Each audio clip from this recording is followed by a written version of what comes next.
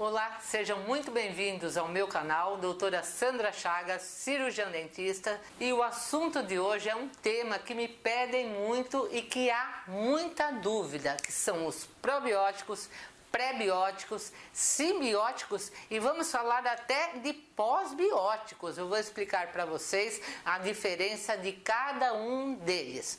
Mas para que você fique sabendo, eu preciso e peço que você se inscreva no meu canal, ative o sininho para receber vídeos novos cada vez que eu lançar um neste canal e também que dê o joinha para aumentar, para o YouTube mostrar para mais gente essa informação de saúde que eu vou passar agora para vocês.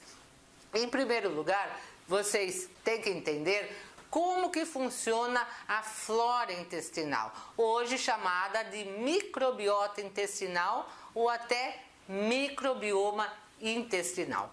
Vocês sabiam? Nós temos mais bactérias do que células no corpo. O material genético que nós temos no intestino, por exemplo, é muito, mas muitas vezes maior do que o nosso material genético das nossas células.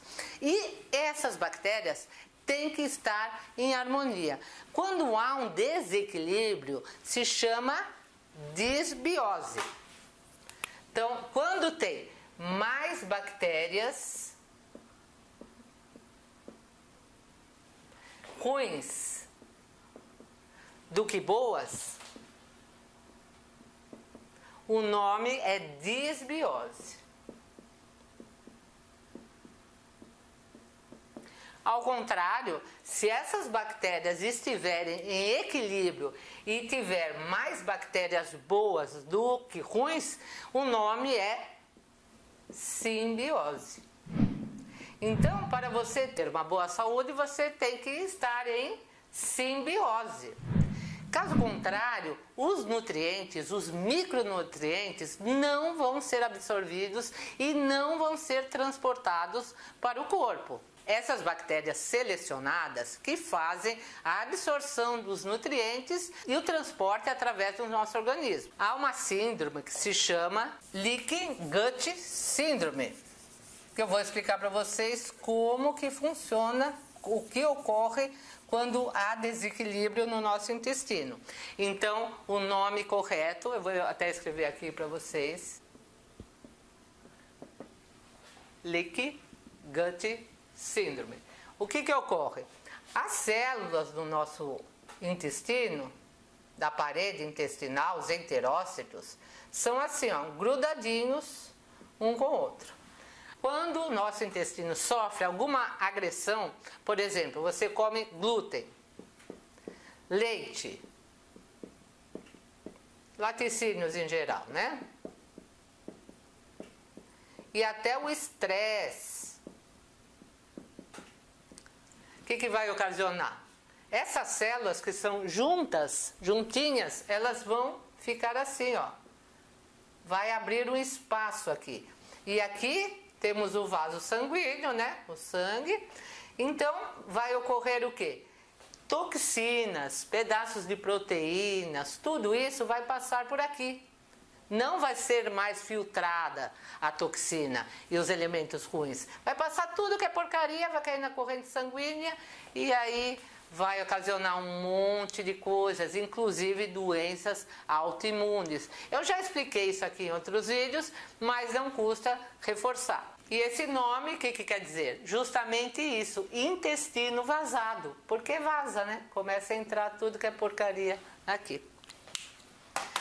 E vocês sabem, a primeira colonização do bebê, do intestino dele, que é virgem, nunca teve contato com bactérias, nem boas nem ruins, é através do parto. Se for um parto vaginal, toda a microbiota da mãe vai passar para o feto. E quem teve cesariana? E infelizmente já tem um déficit aí, já nasce perdendo, mas tem outra chance.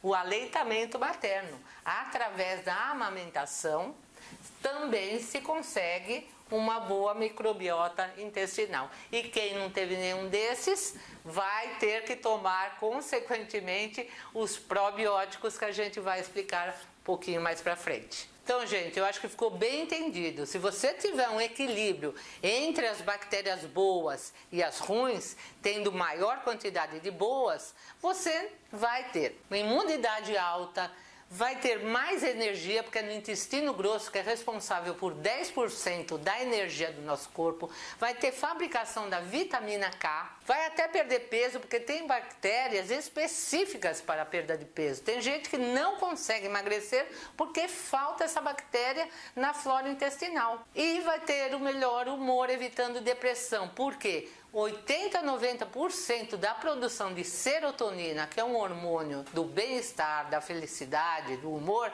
é produzido no intestino. Então, se seu intestino estiver com problemas, não vai haver essa produção. E caso contrário, se seu intestino estiver realmente em desequilíbrio, estiver com uma disbiose, o que vai acontecer? Nas alças intestinais, as toxinas vão ficar grudadas lá, porque você não consegue digerir aquilo, não consegue eliminar as toxinas. Então, o intestino tem aquelas alças, né? E aqui vai ficar grudado a toxina. As toxinas vão ficar aí todas grudadas e com isso vai ocasionar inflamações locais e sistêmicas, síndrome do intestino irritável, doença de Crohn, e tudo isso vai se espalhar através do sangue para o resto do corpo. Um exemplo disso que eu estou te falando é candidíase de repetição.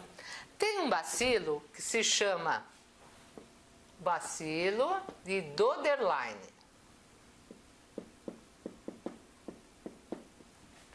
Esse bacilo, ele produz ácido lático na vagina. Vocês sabem que a vagina é um meio ácido, tem que ser ácido. Com a produção do ácido lático, esse bacilo do bem vai continuar acidificando a vagina. Agora vamos supor que você tem um problema, uma disbiose. Esse bacilo não vai ter lá onde deveria e o pH que deveria ser baixo vai aumentar. E com isso vai haver proliferação de fungos. E são esses fungos, a Candida albicans, por exemplo, no caso da candidíase, que muita mulher tem, por causa justamente desse problema. Então, os lactobacilos, as bactérias boas, têm inúmeras funções. Por exemplo, até no couro cabeludo.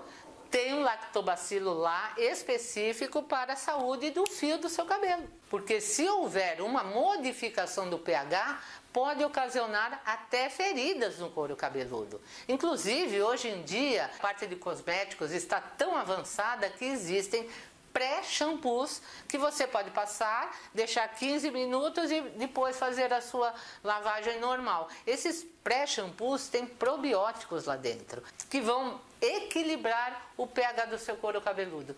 Tem até hidratantes também. E esses hidratantes, eles têm probióticos. Então, tem problemas, por exemplo, de pessoas que têm dermatite atópica. E essa barreira cutânea tem uma substância que chama filagrina.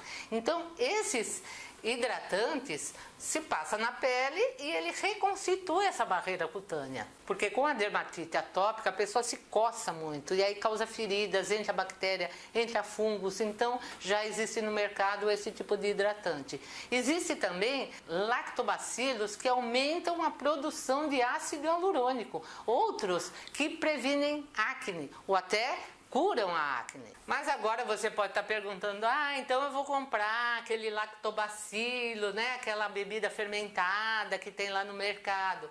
Tudo bem, você pode até fazer uso, só que ela tem um tipo só. Só tem geralmente o caseirota. Então não tem uma variedade de cepas, tem a quantidade pouca. Então é preferível você manipular esses probióticos. E o probiótico nada mais é do que a bactéria em si, a bactéria benéfica. E os mais comuns, eu vou escrever até aqui para vocês, são os lactobacilos. Tem de dois tipos, o acidófilos e o Paracasei. Tá? Esse é Lactobacillus acidophilus e o Lactobacillus paracasei. E também tem o Bifidobacterium, bífido,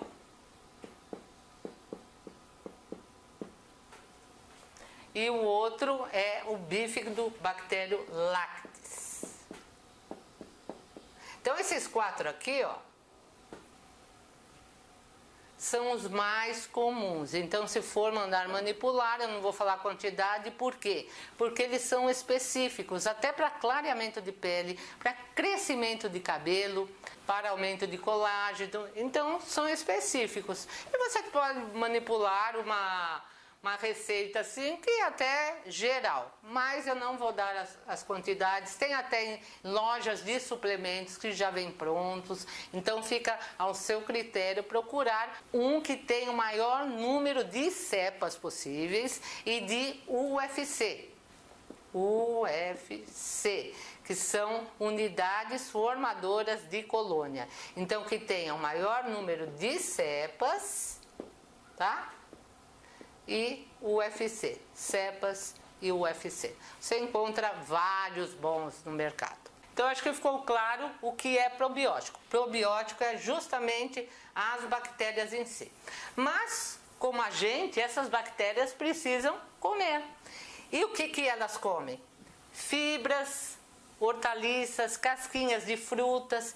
E isso se dá o nome de pré-biótico, porque vem antes, né? Antes do probiótico. Então, o pré-biótico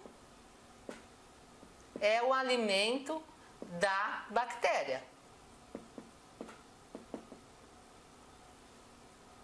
Pré-biótico é o alimento da bactéria. E onde você pode encontrar? No alho, na maçã, na cebola.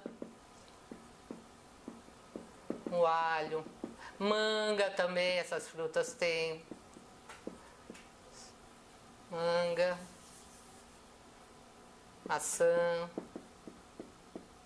tá? São as fibrinhas, batata doce, biomassa de banana verde também.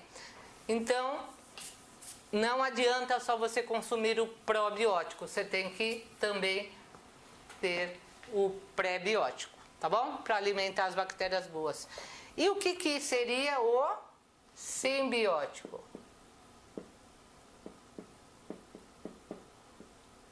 Simbióticos são os dois. É o probiótico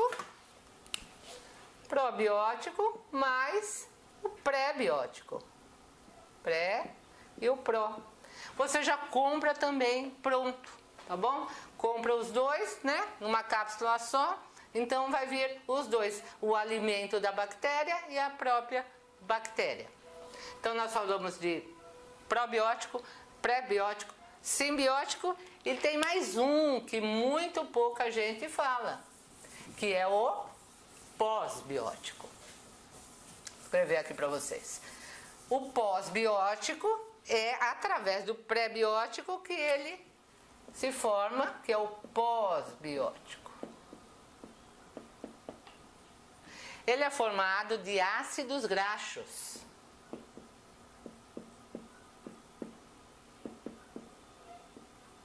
Que é o butirato. O butirato se encontra na manteiga também. E o que ele faz? Ele protege a mucosa intestinal, principalmente do intestino grosso.